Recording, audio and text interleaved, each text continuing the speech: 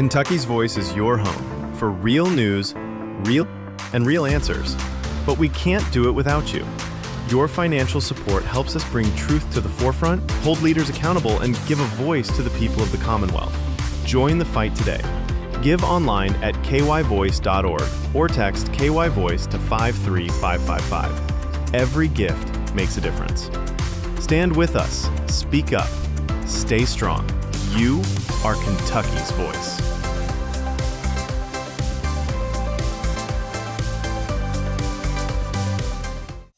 Are you ready to stand for truth? Kentucky is at a crossroads, and we need voices that won't back down. This is your moment to rise, speak up, and be part of a movement that's changing the narrative in the Commonwealth. Kentucky's Voice is calling on bold citizen journalists, fearless editors, and those unafraid to speak truth in the public square. Volunteer, intern, contribute. Scan the QR code or visit kyvoice.org to join the fight. This is more than media. This is your moment. You are Kentucky's voice.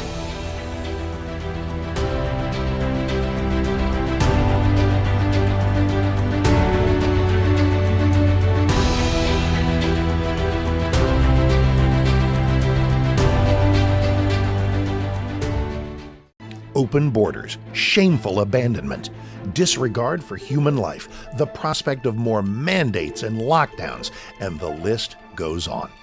Now more than ever, we need to stick together. Voting alone is not enough. We must use our dollars to support like-minded companies that fight for our rights and beliefs. Patriot Mobile is America's only Christian conservative wireless provider who shares your values. Last year, we gave more than $500,000 to conservative causes. With your support, we'll give more than $1.5 million this year. It's time to band together and support companies that truly love America and fight for our freedoms. Will you join us?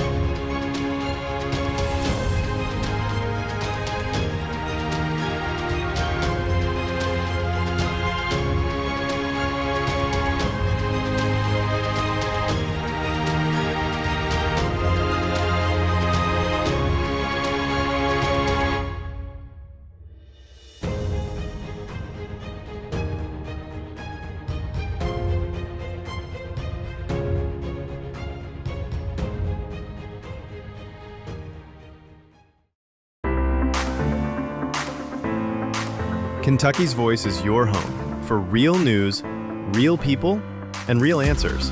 But we can't do it without you. Your financial support helps us bring truth to the forefront, hold leaders accountable, and give a voice to the people of the Commonwealth. Join the fight today. Give online at kyvoice.org or text KYVoice to 53555. Every gift makes a difference. Stand with us. Speak up. Stay strong. You are Kentucky's voice.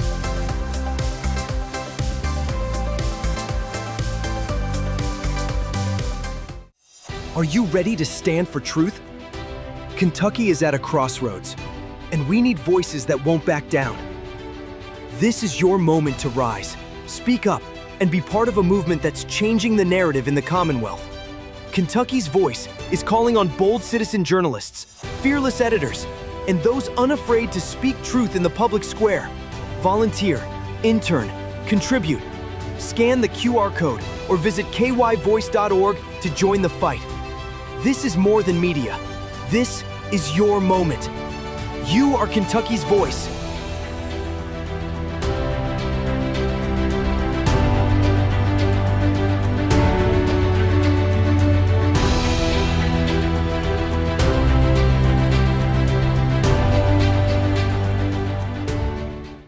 Open borders, shameful abandonment, disregard for human life, the prospect of more mandates and lockdowns, and the list goes on. Now more than ever, we need to stick together. Voting alone is not enough. We must use our dollars to support like-minded companies that fight for our rights and beliefs. Patriot Mobile is America's only Christian conservative wireless provider who shares your values. Last year, we gave more than $500,000 to conservative causes. With your support, we'll give more than $1.5 million this year. It's time to band together and support companies that truly love America and fight for our freedoms. Will you join us?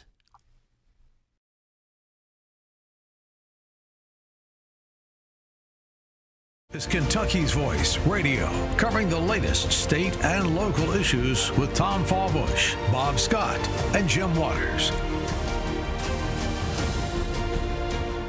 All right, welcome to Kentucky's Voice. I'm your host today, Tom Fallbush, and I have my co-host with me, Bob Scott, and we're going to talk about a couple interesting issues today. One is just the Turning Point USA organization and just the impact it's having here in the state of Kentucky. And we have a special guest we're going to interview here in the next segment. And there's, of course, there's several chapters of Turning Point USA campus chapters throughout the state. You got one at U of L, University of Louisville, and there's one at UK. And so we have a member of that group, of that chapter that's going to be on with us today. They're going to just talk about just life and culture on campus right now for a conservative. You know, what's the campus atmosphere, the environment? What's it like to be a young person today on campus that wants to hold traditional conservative values? And so it's not an easy thing. It's not an easy place to operate. But we have organizations like TPUSA, Bob, that can come along and give students courage to stand up for what they believe in. I think that's first of all, everybody knows what TPUSA is if you're listening to this. If you're listening to Conservative Talk Radio, you understand who Charlie Kirk is, and you understand what Turning Point USA is. It's a organization that is focused primarily on empowering college students to stand up for their conservative, traditional American values on the college campus and on high school campuses, and so important because that's where the battle is in our culture is these campuses, and so that's what Turning Point USA and it's making huge inroads into the culture and the life of young people in this country, and it's just a wonderful thing to see. And so Bob and I were at an event Monday night for Turning Point Faith, which is their church focused outreach, and so churches can have their own Turning Point chapter called Turning Point Faith. And then we were at that event at Evangel World Prayer Center on Monday night. Just a great turnout. We met, of course, our guest Haley Miller here. We're going to interview in a minute. We met her there. Also, the U of L and Bellarmine chapter presidents. So, Bob, what are your thoughts about Monday night's event? I tell you what, I was pleasantly surprised. It was a packed house. As far as the room we were in, I know there was well over 100 people there that turned up and showed out, with regard to supporting, the work of Turning Point, continuing the legacy of Charlie Kirk. I think most of us are still grieving, what happened to him. But since his death, I still have a hard time saying that. I'll be honest with you. Right. Since his death, the growth has been explosive. Yeah. It's like 100-fold growth. That's right. And they're exploding not only in this country but really all over the world. And a big part of that is obviously what's going on at the campuses. That was the heart of Charlie's ministry. He would go into the lion's den and not ever being afraid to speak truth, and he did it in love. Yeah. To these young people, and again, that's the reason he was taken out was if they couldn't beat him from the standpoint of a fair rhetoric, debate, they killed him. Yeah. And that's something I know we'll be talking more about this later, but we as Americans need to be waking up to this. Right, exactly right. And that's what I love about Turning Point and just Charlie's work and the mission of the, they understood we're in a battle. They understood that the battle is a cultural battle. It's a battle of ideas. And the way to win that battle is to communicate, is to get out there and communicate and test those ideas and try to do outreach to your opponents, to your ideological adversaries, and try to win them over, not to beat them over the head. He was great about not being abusive to the opponents. He actually was very whimsical. He would bring, not whimsical. What's the word? Winsome. He'd basically allow people to come to his side and video after video of him winning over somebody that had a left-wing view. It was just a wonderful approach. So his legacy is wonderful. It's going to continue. We'll be right back. We have a member of a Turning Point USA chapter here at UK. We'll be right back with that interview.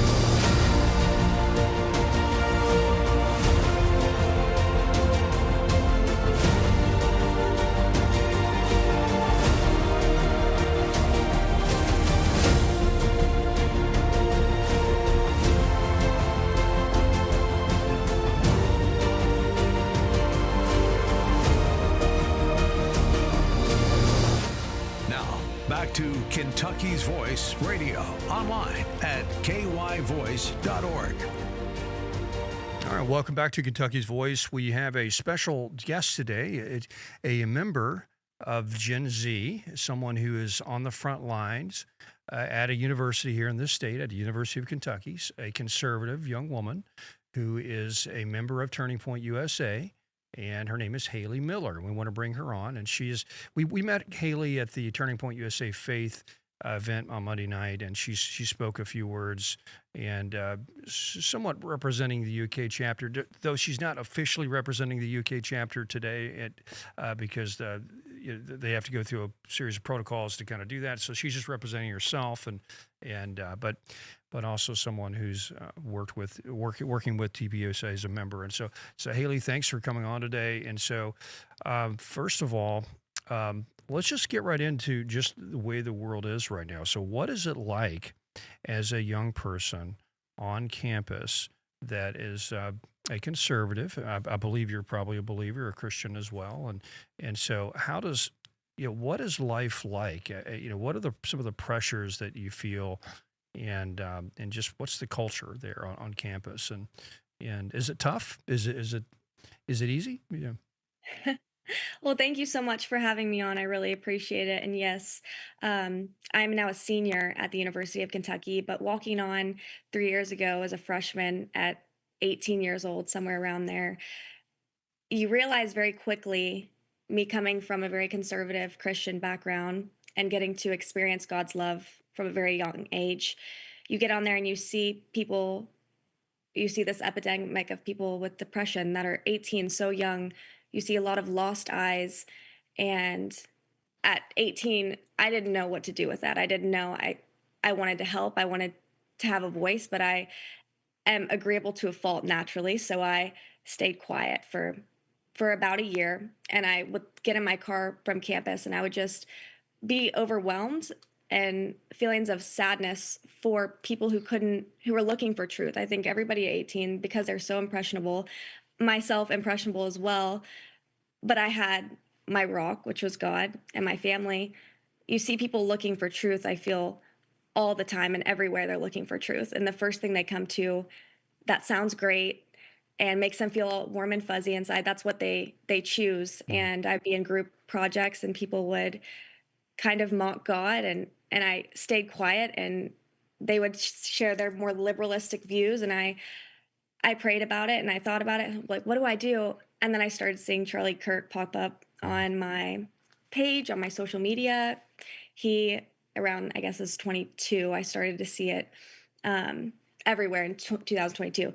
And the way he there's many wonderful things, obviously, about Charlie Kirk, his supernatural ability to just be a historian, just everything about him and his intelligence. But what captivated me and encouraged me truly um, was his ability to speak the truth, but not shove it down people's throats. He would Right. just share the truth, and he would share God's love. And people in the Bible, it talks about not even your enemies can hate you when you look at them. Yeah. And you saw from his videos from every day, most everybody who came to attack him left with some sort of respect for him and thought, wow, the fruits of his labor, what he's doing, what he believes in, who he is, it's working.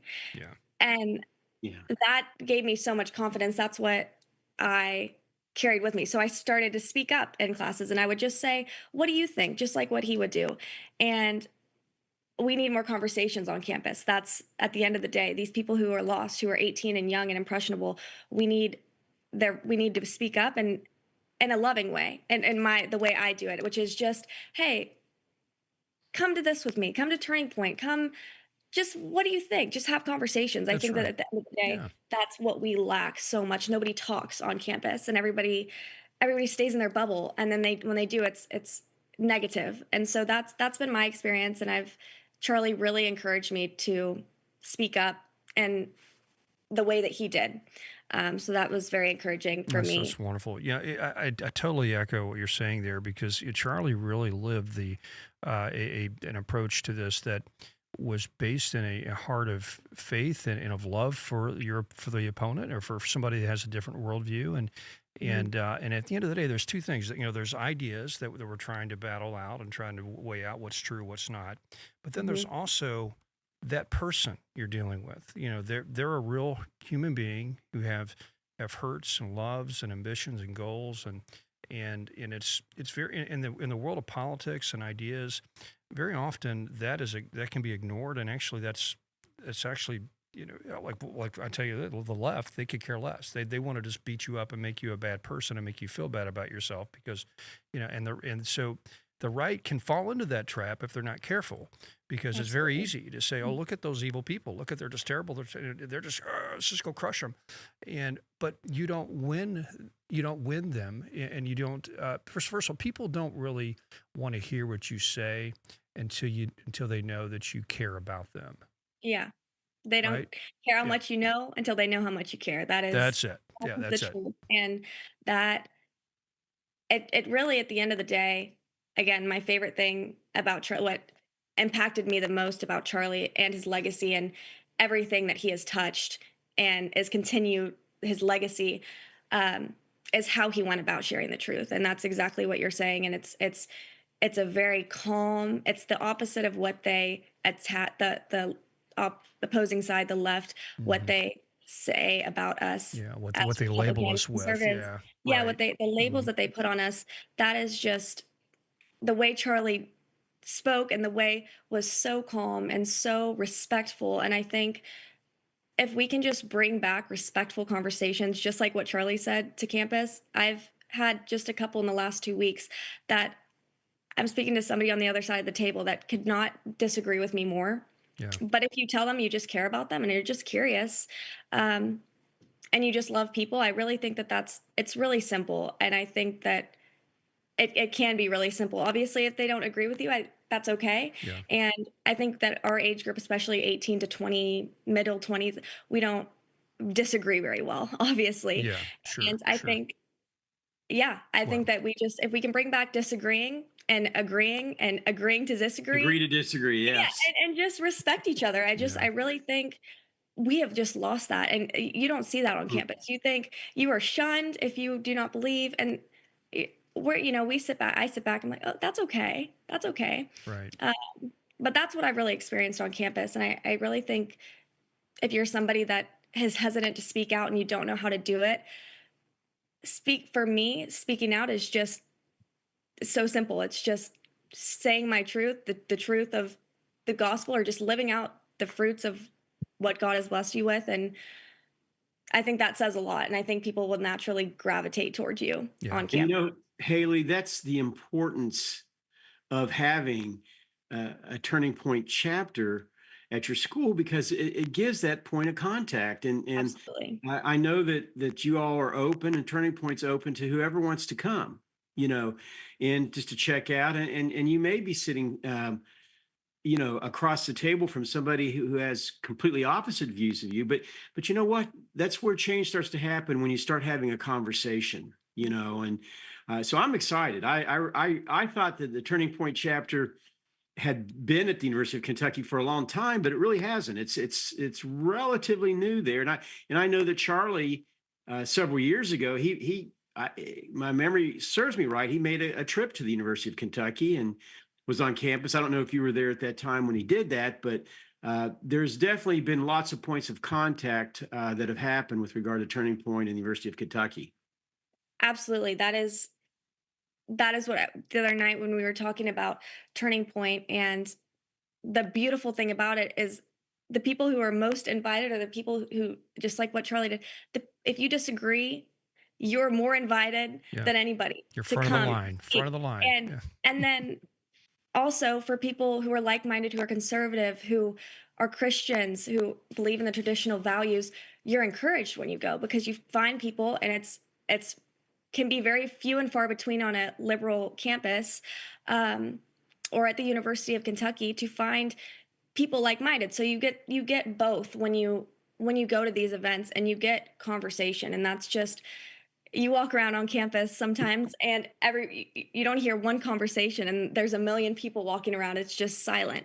And so that is just the beautiful thing about Turning Point, and Charlie's legacy is, let's talk again. Let's have conversation. Yeah, Let's you use the word encourage, and I think that's the perfect word for what Turning Point does. Because first of all, young people on campus, they are a bit intimidated by the environment, by the professors, by the they're more left wing fellow students. So courage to live your life and to say that's what you need. And so encouragement is what young people need. So Turning Point is the perfect way to instill courage into young conservative and Christian young folks on campus. So we're so glad that it exists. And tell you what, we're going to go to a break here, and we'll come back with Haley Miller, and we'll talk more about just life on campus. Curious about how the professors and how the leadership on campus treats conservative students and conservative ideas. So we'll be right back with UK, a member of Turning Point USA UK. So we'll be right back. Are you ready to stand for truth? Kentucky is at a crossroads, and we need voices that won't back down. This is your moment to rise, speak up, and be part of a movement that's changing the narrative in the Commonwealth. Kentucky's Voice is calling on bold citizen journalists, fearless editors, and those unafraid to speak truth in the public square. Volunteer, intern, contribute. Scan the QR code or visit kyvoice.org to join the fight. This is more than media. This is your moment. You are Kentucky's voice.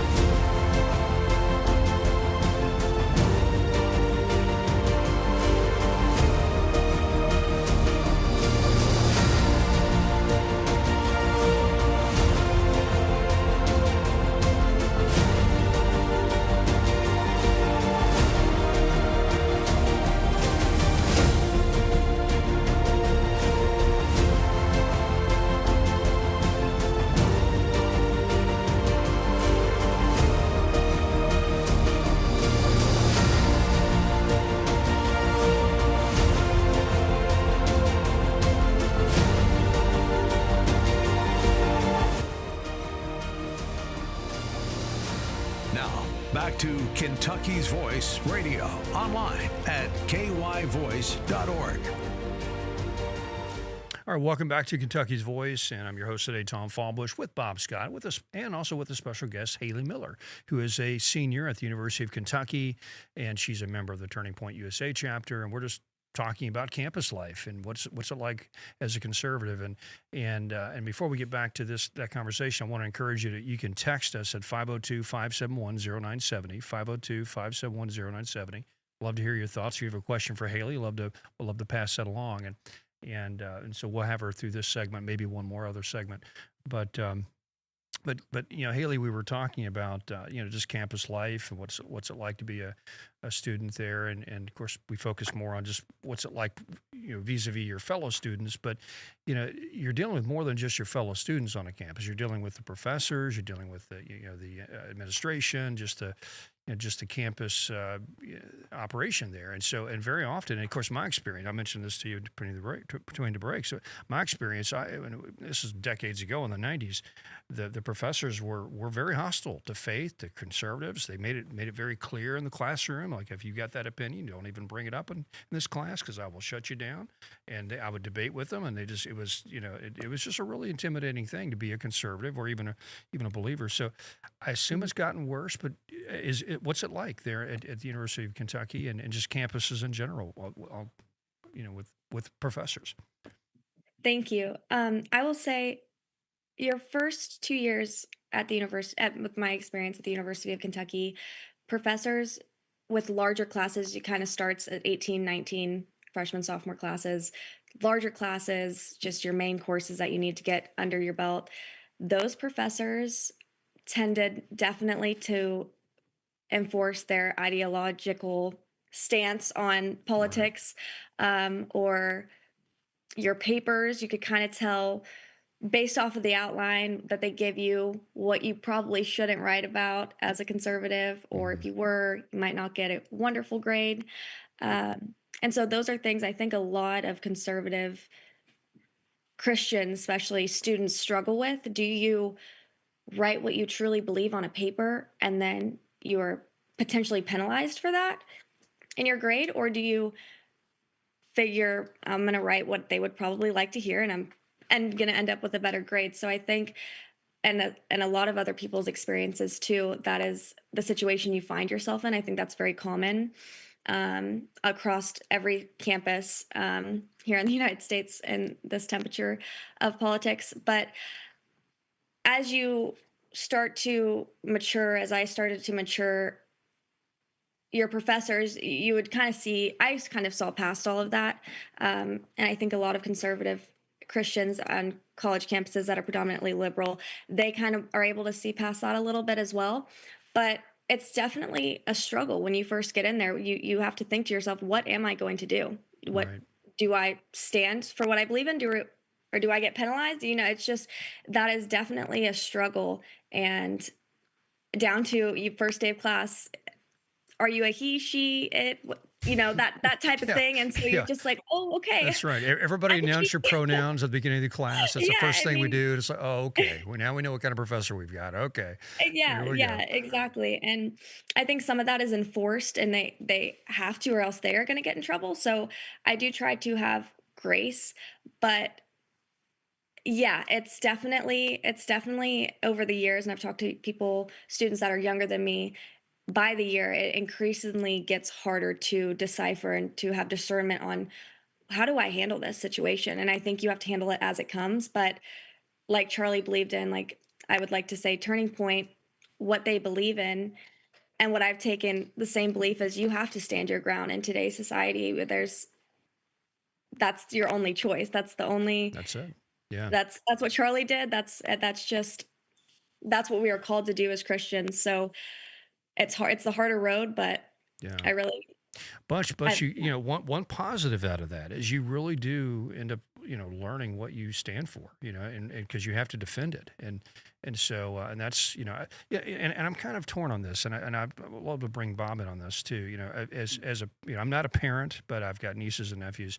And so would I encourage my young nieces or nephews or young people in general to attend secular universities or even go to university in general, because even your conservative religious universities have these challenges at times. So I mean, how do you even frame this? It's almost like unless your child is ready to engage in this ideological battle and be armed to try to respond to it, it's really risky to send a child to university, to school. And now, Bob, what are your thoughts on that in general? Well, my oldest son and my youngest daughter, and there was several years age difference between the two of them. My youngest daughter graduated from UK. It's been about, I'm going to say 10, 12 years ago. And my oldest son just literally graduated from UK, and nothing's changed. And let's be real here. Let's just be real. Even back in last century, when I went to college, there was always more of a liberal preference there, and it was real. Right. Now, the time that I went through, I could be a little bit more bold and outspoken. And I was, always number one about my faith, and then secondly about my conservative beliefs. But that being said, I think the Bible scripture to be wise as serpents and yet gentle as doves. You kind of learn how to navigate, because you're there to Right. get a good grade and get through. But you look for the opportunities to share your faith, whether it be in Jesus Christ or share your belief in conservatism. But let the Holy Spirit guide. That's always my advice, and it seemed to work out real well for me. Well, and And I think it Haley, worked out. Haley, I'm sorry to interrupt you, but I was going to. We only got a few minutes left. I want to get her opinion on this because to play off of what you're saying, Haley, if you were a parent and you after you're on campus, you see what's going on, what would you recommend for a parent for their child trying to decide whether to go to university or not? I mean, should they be? Absolutely. Should they get involved in TPUSA day one? I mean, so Yeah. yeah, Yes, but I really think growing up myself, I have all older siblings, and what my parents always advised and instilled in us, which I think was brilliant, is you have to take the temperature of your child. For me, I was rooted in God. I was able, they taught me to go out in places that aren't Christian, go out of the bubble and stand your ground. Be gracious, but stand your ground.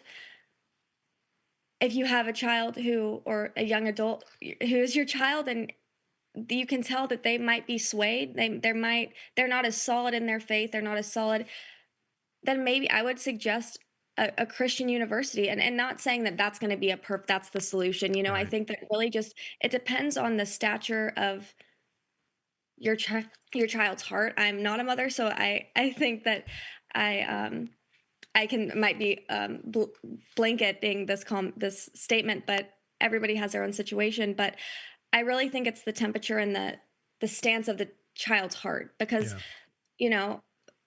My older siblings, sometimes growing up, they weren't in a place where, and I think I'm okay speaking on their behalf, there's a time in their life where they're less sturdy than I was, and then there was times where I was less sturdy than they were. And if you take that temperature on them and you just talk to them, what do you think? This is what you're up against. Can you stand your ground? Do you think you can? Do you want to? I think having that conversation is huge.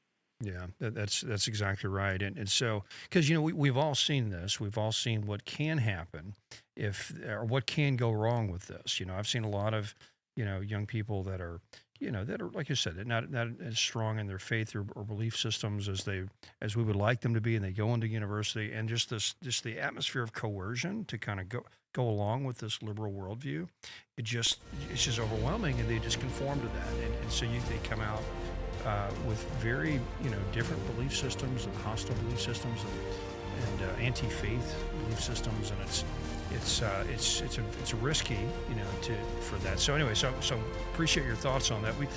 Haley, can we have you one more segment, and we'll talk a little bit more about the campus life and TPUSA. We'll be right back at Kentucky's Voice, talking with a UK TPUSA member. So.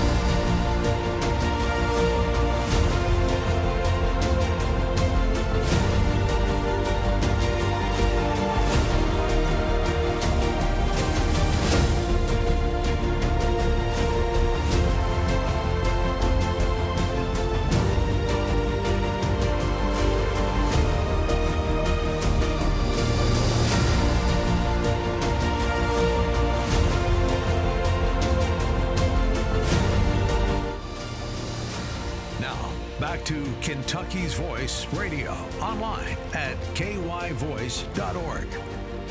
All right, welcome back to Kentucky's Voice, and we're pleased to have a great, wonderful guest with us today, Haley Miller, who's a senior at UK, and we're just talking about campus life, and she's a member of the TPUSA group there on campus, and we've been focusing a lot on them this week because of the new chapter that just opened up, the TPUSA Faith chapter here in Louisville at Evangel World Prayer Center. And so met her there at the event on Monday, and so Bob, it's great to see young people like Haley that are engaged and fighting the good fight on campus. And that's right, so, Tom.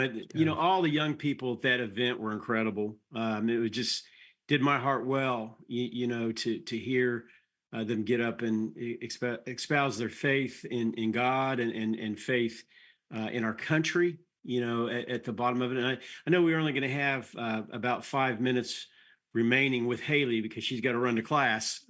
She's got a real job she's got to go to. That's right. But I do want to ask you, Haley, you have a really interesting story how you and your boyfriend met, because he was a star tennis player. I think you said the other night he won the he said that he won the state championship 3 times in tennis. And then he went on to the University of Louisville. So you got a little bit of the Louisville, Kentucky thing going on, and I was just curious, and I'm sure listeners would wonder how you guys came together. Thank you. It was a very Kentucky story. We met at Keeneland at the horse races about, what would I say? It's been 2 Aprils ago. We met we were sitting at the white tables on the lawn, and he was seated right next to me, and we just started talking, and that was it. We spent most every day together, every week together since then. And, my favorite story is the first conversation we had. We probably stayed on the phone for an hour and a half, and all we talked about was what we believed in, and it was God and conservative view. That was just obviously high up on our totem pole for finding a partner, the highest. And we just talked about our relationship with Jesus and God, and that was so reassuring. That was just, it was it was perfect. And so, So yeah. that's our story. It's kind the rest is kind of history, Yeah, but that's the most important thing, isn't yeah, it? Faith.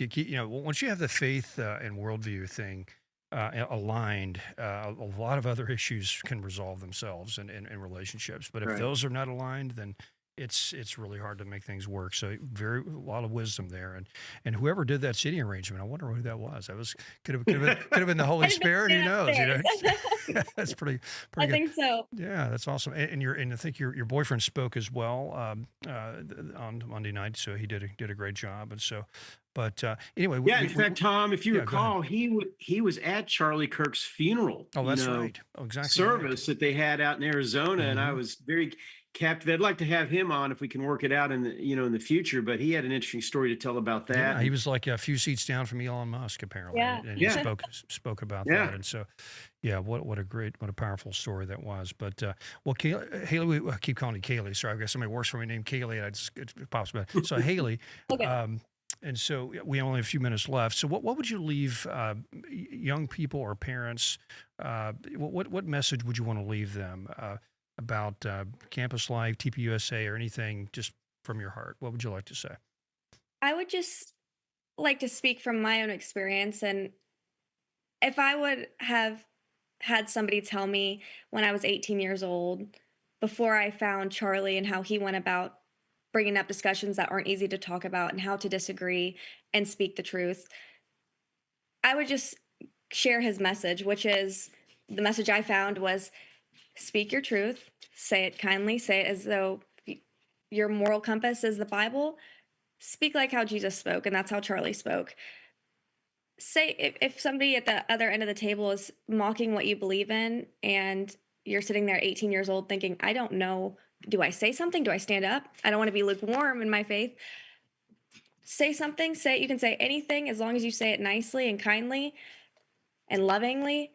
That's what I would say if you're a student on a campus. And for parents, I think that's my parents equipped me and helped me be equipped to walk into those situations, but still, not every situation is laid out how to handle it.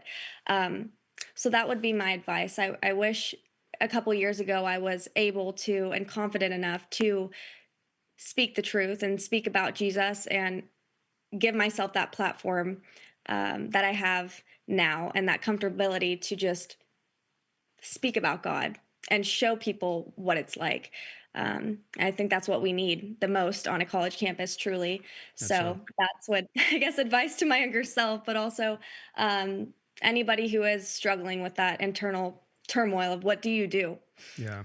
Have courage to live your life, speak out, but courage and also love. Have love for people, and there's a balance there because you don't want to be a shrinking violet and just somebody that's agreeable, like you said, too agreeable. You just want to over empathize with people's situations to where the truth gets muddled, and so it's a fine balance. And like I said, TPSA and Charlie has created a great example of how to live that out, and so it's wonderful that you're connected with them and you're recommending that. Well, listen, we're going to let you get back to class. So I know you got to get things wrapped up so you can graduate. So Haley, thank you so much for your time today. This is awesome. It's really Thank a you treat all. to speak to you.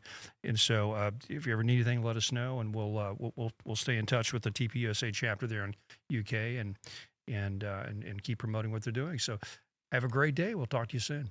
Wonderful. Thank you all so much again. This is incredible. Absolutely. Thank you so much. Bye-bye. And we'll look forward to your Hallmark movie about your wedding. It's going to be great. That's gonna, Kentucky love story right there. That's right. The Kentucky love story in Keeneland. So it's Thank great. you all so Okay, much thanks. again. Yeah, thanks, Haley. Appreciate Thanks, it. Haley. All right, Thank you. so Bob, that's awesome. I mean, that is so encouraging just to meet someone like her, a young person that is just, I mean, just the whole storyline of how Turning Point can reach out to a young person, encourage them, help them navigate. I mean, and really, she's only been a member for like just here recently. She only joined recently, Yeah. but just the fact that Charlie's TikToks, his social media has made such an influence on folks just broadly in the culture, and to provide that example of how to engage with the other side not to shrink back, because sometimes, listen, Charlie was a loving guy, but he also gave it to people when they deserved it. He wasn't going to sit there and just say, listen, I'm not going to let you walk all over me. I'm going to tell you what I really think. And this is the truth. Exactly right.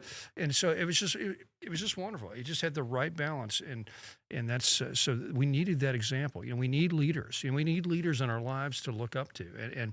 And so young people had that. They had it, but they still have it, because one good thing about this era, everything he said is captured, so you can always go back and watch it. And Right. you know what I'm saying? That's right. So it's not like he's still with us in many ways. So anyway, thoughts about that interview? Yeah, what? First of all, what a breath of fresh air Haley and other young people like her are. That are just so well balanced and have that ability to, I guess, navigate. In a very, very difficult culture. That they're now living in. I try to think back the many years to my time in college, and I thought it was tough then, but man. It's magnified 100-fold today. So God bless her. And we did get a text that actually came in during her segment, and the person said, "We need no gatekeepers. Encourage communication." And That's right. and that's really what it's about. And that's what Charlie loved. And you said it earlier, Tom. He was always big at his events. He would ask the people who disagreed with him. Yeah. That wanted to be negative with line. him. He said, "I want you at the front of the line now." Mhm. That's right. Exactly. Exactly. How encouraging and how strong is that? And again, our world has been made a better place because of Charlie Kirk. And by the way, thank you for texting in. If you do have a comment or a thought that you'd like to share with us, you can do so at 502-571-0970. Again, that phone number. Text line number is 502-571-0970.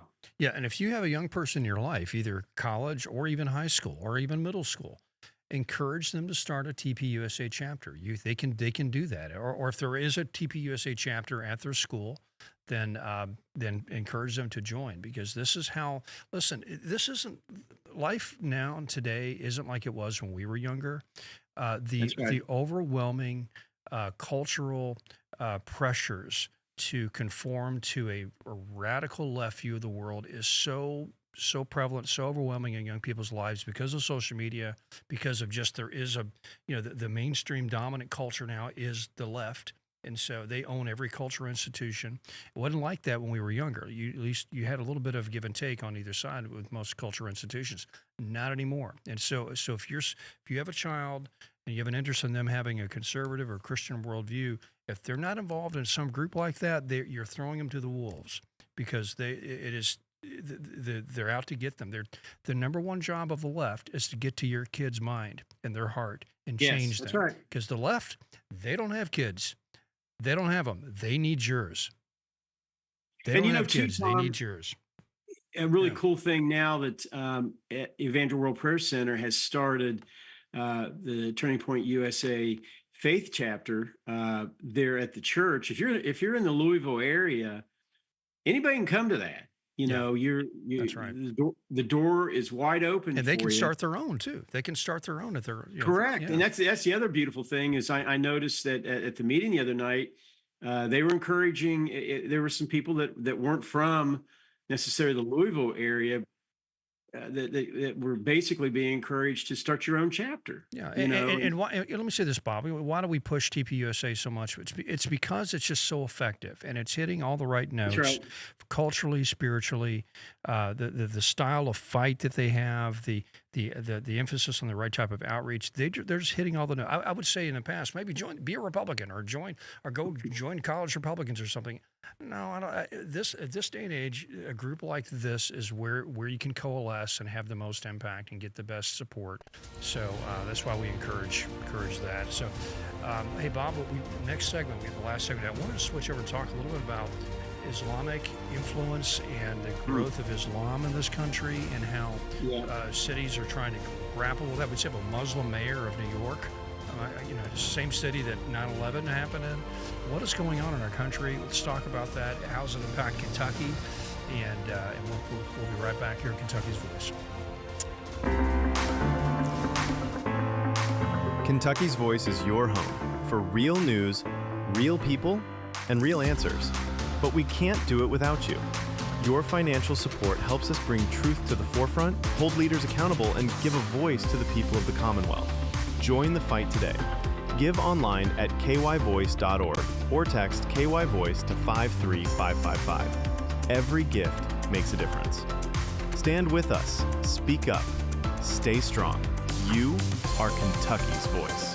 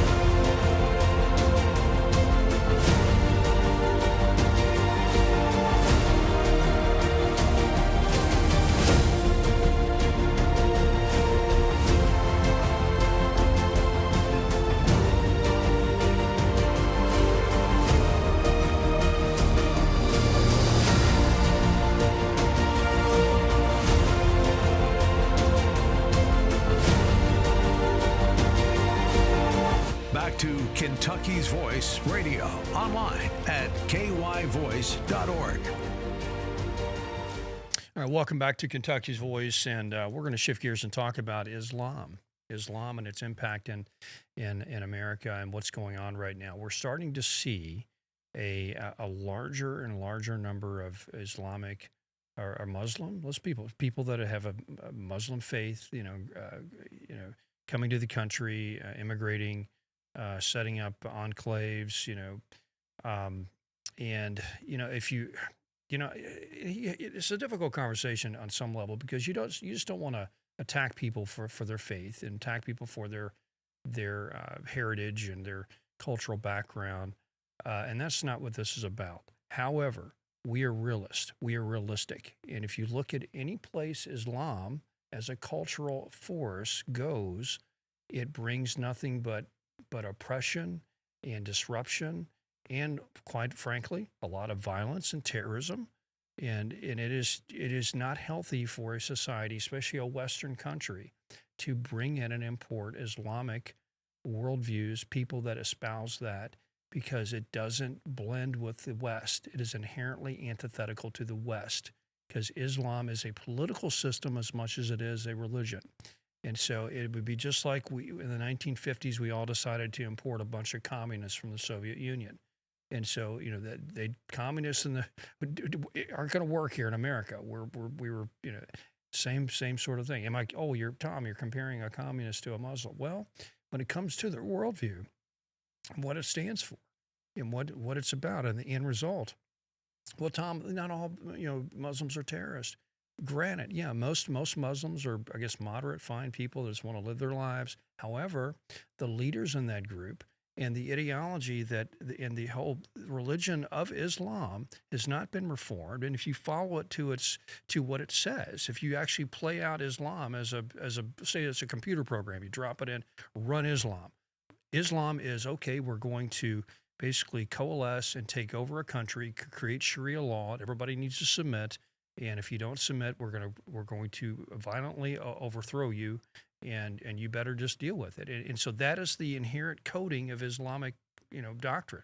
And so those that take it seriously, the leaders in that group, that's what they do. So the moderate Muslim, they don't have a voice in their culture because they don't have a moral voice to say, look, Muhammad said, don't do this. No, the Muslim radicals, no, Muhammad said it right here. He said, go in and kill the infidels and enslave everybody and take the women and put bags over their heads. And this is what it says right here in the Quran. And so we've got to be realistic, folks. We can't just let this force just come in and take hold and take root like it's done in Dearborn. Right? Like it's done in Dearborn is like 55%, Muslim now, and they're changing their street names to Muslim names. The call to prayer rings out all day long. Right. It's becoming it's the Middle East. Now you might say, well, that's just culturally insensitive. You're just being racist. Well, there's a difference between race and culture, right? So this culturally, that does not work in America, and we have to defend our culture. And we need to not be afraid as conservatives to say we're tired of seeing our culture ignored.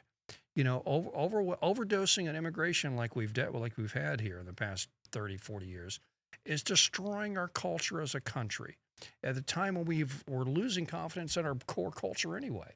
And so it is just, this is a crisis and it needs to be dealt with.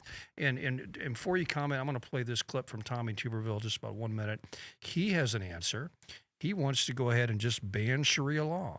And so let's see what Coach Tuberville, Senator. You also won't hear from Democrats about how radical Islamic terrorists are currently carrying out a mass genocide of Christians in Nigeria.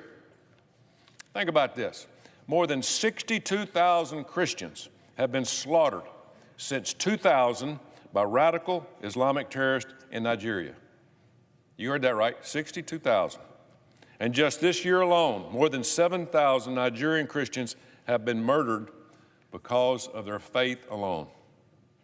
You can't turn on the TV without hearing about Israel's so-called mass genocide of Palestinians every day. And yet, when it comes to 62,000 Christians being slaughtered by radical Muslims, it's radio silence. This extreme ideology is straight from the pit of hell, and it has no place in American society. That's right. It has no place in American society. And so he is advocating banning Sharia law, that's their legal system that they try to bring in and basically supplant the American law or the law of whatever country they're in, and they say we're going to ignore that. We're going to operate under this Sharia law, which is Islamic legal doctrine, and they actually have Sharia courts and all this stuff. And so it's just a way to just basically create a separate nation within a nation. And so, Bob, I've been ranting enough. No, it's good, honest ranting, Tom, that you're doing, and it is true. In fact, we are. Folks, you don't want to miss tomorrow's show either. We're going to be taking an even deeper dive into this. Did you know that there was a recent terrorist attack that apparently was being planned by Islamists, radical Islamists who are from Dearborn, that they were going to hit a large amusement park, Cedar Point, in Ohio, and the FBI was able to thwart it. Again, you're not hearing it anywhere else, and the question I have to ask, Thomas, why? I think we know the answer to that question, but this is something I know I've had Thomas Mann on my show several times. He's a nationally, internationally known expert on counterterrorism. He's a former colonel, was a Green Beret, and is like I say, he's an expert, and he over a year ago told me when I had him on as a guest that he sadly was predicting, and not just him, a lot of people that are in the intel community, that there is going to be major terrorist strikes, plural, not singular, that are coming to America The intelligence is all pointing in that direction. It's not if, it's, as he said, it's a matter of when, and that's where we all, to be need to be very in tune, not walk around in fear. God hasn't given us a spirit of fear, but we need to be wise, and be ready and prepare ourselves. Unfortunately, the previous administration left the borders wide open to seed our nation with these Islamic extremists, and that's, to me, Tom, where it needs to begin, or it already is beginning. But they need to be rooted out, and they need to be shipped out. Honestly, yeah, right, yeah, as soon as possible. And what you're going to see, Bob, is a lot of these terrorists that are going to do this, like the terrorists that were thwarted in Cedar Point. These were American citizens, right? These are people that have gotten their citizenship, and they are here legally, and because they're citizens, right? So, and that's the problem. We've been too generous with our immigration system over the past 30, 40, 50 years. We had this idea that, America just has magic soil, right? So as soon as you just step onto our soil and sign a piece of paper, that you can become an American, and you're just going to buy into our system and our culture, and you're just going to assimilate. Yeah.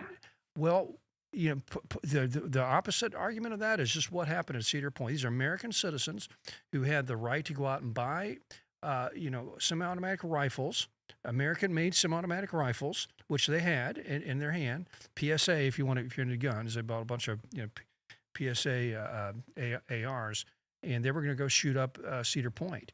And so, I'm sorry, they are not Americans in my mind. They're not.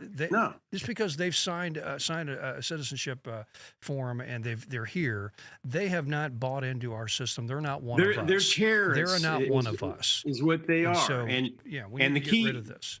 Word, Tom, is they're not assimilating. That's right. And being a part of the 200 and almost 50 years right.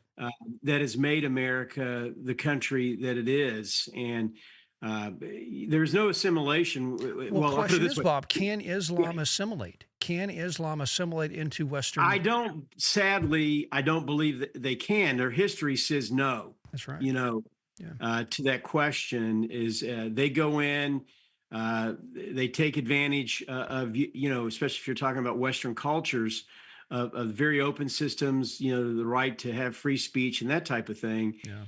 They go in, they act like they're assimilating, and then they start, gaining power through running for office. And we know in Great Britain alone, that most of the key cities in Great Britain are now ruled by Muslims. That's right. Muslim mayors, And even though they make up still a very small percentage of the population, That's right. But it's a growing population, and it has a lot of the strength. And it seems like what's happening, there's a pattern here too, where Islamic culture comes in, they set up enclaves, they start using a lot of left-wing woke ideologies to help empower themselves politically, and they try to partner up with the left to gain political power. But the pattern historically has been, once that happens, and once they do get power, they turn on those leftists and they shut them out and oppress them, because at the core, Islam has a very culturally conservative view of the world. And so, which is not, it doesn't work with the leftist worldview in general. But initially they partner with them in order to get power, and when they get power, then they shut out the left. And so that's why you're going to see. And this is a great. I heard this yesterday from another influencer. He said that what you're going to see is what you're seeing in London. The Muslim groups will partner with the left to get political power. Once they have enough political power, they would then supplant the left and take over these cities.